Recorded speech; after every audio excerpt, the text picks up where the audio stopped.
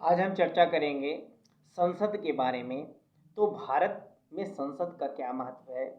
भारत की संसद राष्ट्रपति, राज्यसभा तथा लोकसभा को मिलकर के बनी होती है। क्या होती है? जो हमारी संसद है उसका निर्माण राष्ट्रपति, लोकसभा और राज्यसभा को मिलाकर किया गया है, जिसमें लोकसभा को क्या कहा गया है? निम्न सदन कहा गया है और राज्यसभा को उच्च सदन कहा गया है। लोकसभा की चर्चा करें तो लोकसभा का कार्यकाल 5 वर्ष का होता है और राज्यसभा का कार्यकाल 6 वर्ष का होता है। लोकसभा का विघटन हो सकता है लेकिन राज्यसभा का विघटन नहीं हो सकता। तो सबसे पहले हम जान लेते हैं आपका जो लोकसभा होती है, लोकसभा क्या है। लोकसभा को हम जनता की सभा भी कहते हैं। क्या कहते हैं? जनता की सभा भी कहते हैं। और इसका क्या होता है? एक अध्यक्ष होता है जिसे हम लोकसभा अध्यक्ष के नाम से जानते हैं। लोकसभा का सदस्य होने के लिए 25 वर्ष की क्या होनी चाहिए? आपकी आयु होनी चाहिए। कितनी? 25 वर्ष की आयु होनी चाहिए। भारत का नागरिक होना चाहिए। पागल या दिवालिया नहीं होना चाहिए। ठीक है, ये क्या है? लोकसभा के सदस्य हो सकते हैं।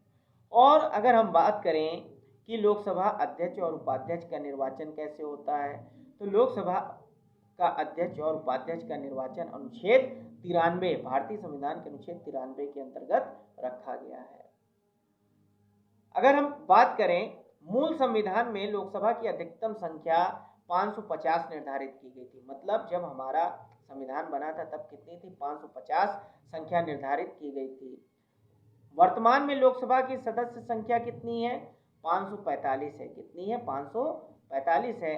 इन सदस्यों में 530 सदस्य राज्यों से तथा 13 सदस्य केंद्र शासित प्रदेशों से चुने जाते हैं तथा 2 सदस्य क्या होते हैं? आंग्ल भारतीय वर्ग के प्रतिनिधि के रूप में चुने जाते हैं। अगस्त 2001 में संसद द्वारा 84वें संशोधन के द्वारा क्या कर दिया गया है? 2026 तक के लिए ये सदस्य संख्या बिल्कुल निर्धारित कर दी गई है। और इसके बाद जो भी व्यक्ति क्या है 18 वर्ष की आयु पूरा कर चुका है वो क्या कर सकता है? लोकसभा सदस्य का चुनाव कर सकता है, जिसे हम सांसद के नाम से जानते हैं।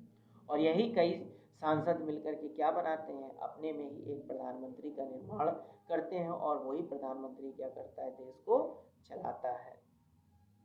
तो ये क्या थी? लोकसभा, हमें जिसे क्या कहते हैं? जनता की सभा भी कहते हैं।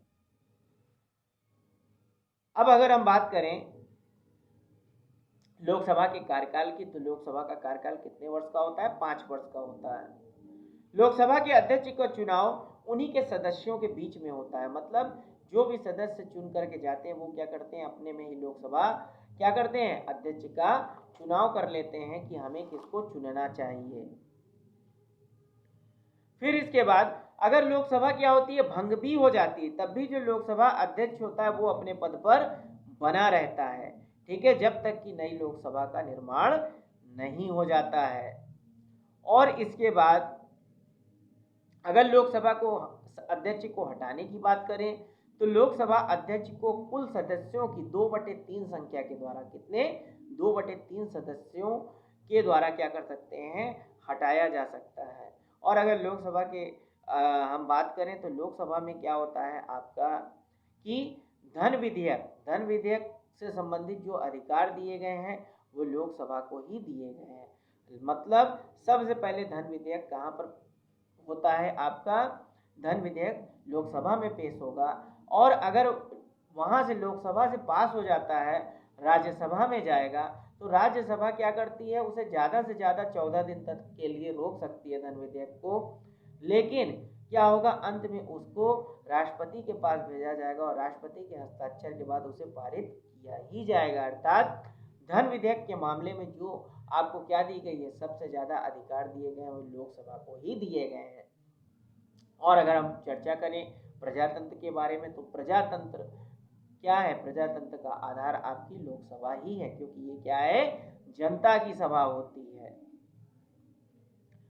अब इसी प्रकार अगर हम दूसरा चर्चा करते हैं राज्यसभा के बारे में, किसके बारे में? राज्यसभा के बारे में। तो राज्यसभा को उच्च सदन भी कहते हैं। क्या कहते हैं? उच्च सदन और लोकसभा क्या था, निम्न सदन था। राज्यसभा का जो कार्यकाल होता है वो 6 वर्ष का होता है, लेकिन प्रत्येक क्या होता है, इसके आधे से ज्यादा जो सदस्य होते हैं, अगर कहा जाए 2/3 सदस्य, ठीक है, हर 2 वर्ष बाद क्या होते हैं, सेवानिवृत्त हो जाते हैं। और राज्यसभा के सदस्यों की अधिकतम संख्या 250 है। कितनी है, 250 है, और वर्तमान में 245 है, जिसमें से 12 सदस्य कौन मनोनीत करता है, आपका राष्ट्रपति जी मनोनीत करते हैं।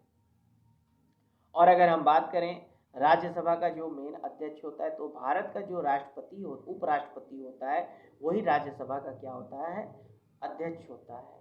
ठीक है, और उसको जो वेतन भी मिलता है, आप जान लीजिए, जो हमारा राष्ट्रपति उपराष्ट्रपति है, उसको जो वेतन मिलता है वो राज्यसभा का अध्यक्ष होने के कारण ही मिलता है। उपराष्ट्रपति पद के लिए उसको कोई वेतन नहीं मिलता है।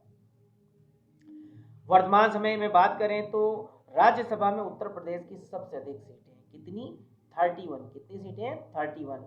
और महाराष्ट्र दूसरे नंबर है पर, जहां पर 19 सीटें हैं। कितनी हैं, 19 सीटें हैं। और इसका कार्यकाल कितने वर्ष का होता है, 6 वर्ष का होता है। अब कभी कभी पूछ लेता है कि जो 245 है उसमें क्या विभाजन है, तो 233 क्या होती हैं, 233 सदस्यों का चुनाव राज्यों से होता है, और 12 जो सदस्य चुने जाते हैं वो राष्ट्रपति द्वारा चुने जाते हैं। अब अगर हम बात करें कि राज्यसभा का सदस्य होने की योग्यताएं क्या क्या होती हैं, तो उम्मीदवार सबसे पहला क्या होना चाहिए, भारत का नागरिक हो, कहीं और का नागरिक ना हो, 30 वर्ष की आयु पूरी कर चुका हो, और इसके साथ पागल दिवालिया भी नहीं होना चाहिए।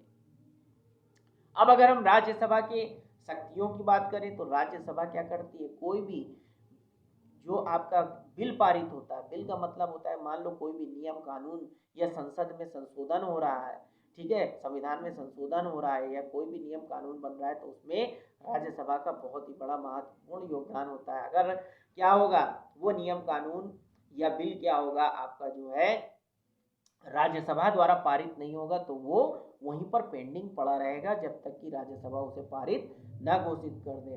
तो इसके बाद क्या होता है, लेकिन धन विधेयक के मामले में ऐसा नहीं होता है, मैंने आपको पहले भी बताया था।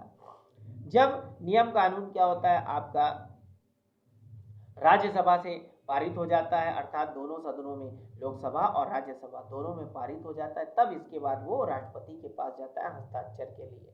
राष्ट्रपति उसको पुनः एक बार क्या कर सकता है, विचार के लिए भेज सकता है, लेकिन अंततोगत्वा उसे क्या होगा, उसको लागू करना ही होगा।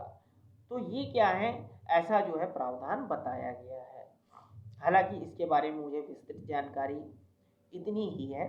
और इसके बाद क्या होता है, तो ये राज्यसभा की शक्तियां थी, ठीक है, मतलब अगर क्या है कि आपका कोई भी विधेयक है तो वो क्या होगा, आपका राज्यसभा में बिना पारित हुए क्या होगा, लोकसभा के खाली पारित कर देने से लागू नहीं होगा, बल्कि वो धन विधेयक नहीं होना चाहिए। अब अगर हम चर्चा करते हैं जो संसद में महत्वपूर्ण काल पूछे जाते हैं, जैसे प्रश्नकाल। प्रश्नकाल क्या होता है, तो संसद के दोनों सदनों में, ठीक है, जो पहला घंटे का समय होता है उसे प्रश्नकाल कहते हैं। मतलब जो प्रारंभ संसद का पहला घंटा शुरू होता है तब उसे प्रश्नकाल कहते हैं। और शून्यकाल क्या होता है, संसद के दोनों सदनों में प्रश्नकाल के ठीक बाद जो काल आता है, ठीक समय का बाद शून्यकाल के नाम से जाना जाता है, जो कि सामान्यतः 12 बजे से लेकर 1 बजे तक चलता है। निंदा प्रस्ताव क्या होता है, निंदा प्रस्ताव का मतलब होता है विरोधी दल के नेता या सदस्यों द्वारा सरकारी नीतियों की आलोचना करना, मतलब उसकी निंदा करता, मतलब जो अपोजिट पार्टी होगी वो क्या करेगी, दूसरी पार्टी की निंदा करेगी। स्थगन प्रस्ताव, यह प्रस्ताव सरकार के विरुद्ध निंदा प्रस्ताव होता है, यह किसी सदस्य द्वारा गंभीर सार्वजनिक महत्व के विषयों पर सदस्य का ध्यान आकर्षित करने हेतु किया जाता है, जिस विषय पर तत्काल विचार न किए जाने पर घातक परिणाम हो सकता है। तो ये संसद के प्रमुख बातें थी। अब अगर हम कुछ महत्वपूर्ण लोकसभा सीटों की बात कर लें तो उत्तर प्रदेश में कुल सीटें कितनी हैं, 80 लोकसभा की सीटें हैं। अगर हम बिहार की बात कर लेते तो बिहार में 40 क्या है, लोकसभा की सीटें हैं, और महाराष्ट्र में कितनी है, 48 है। इसी प्रकार अगर हम बात करते हैं आपकी गुजरात की, तो गुजरात में 26 लोकसभा सीटें हैं और राजस्थान में 25 लोकसभा सीटें हैं। तो ऐसे अन्य राज्यों में इसको बांटा गया है। जो भी भूल चूक हो उसे क्षमा करिएगा, और कमेंट में आप मेरी भूल को बता भी सकते हैं। और अगर मेरा वीडियो आपको पसंद आए तो इसे ज़्यादा से ज़्यादा शेयर करिएगा, लाइक करिएगा और मेरे चैनल को सब्सक्राइब करना मत